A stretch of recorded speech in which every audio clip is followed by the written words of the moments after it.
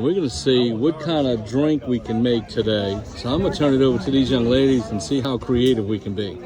All right, we've got ourselves a strawberry Frios pop, and we're gonna make a fuzzy grapefruit with that down in it.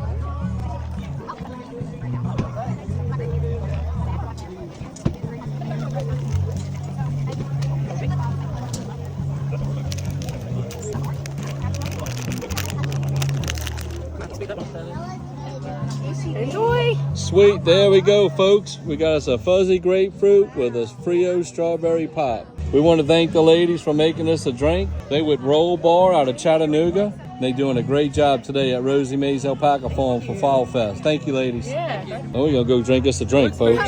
That's a nice looking drink. I bet you tastes just as good too. Folks, let me show you the best part of that drink right here. That's good. I'm gonna have a drink now.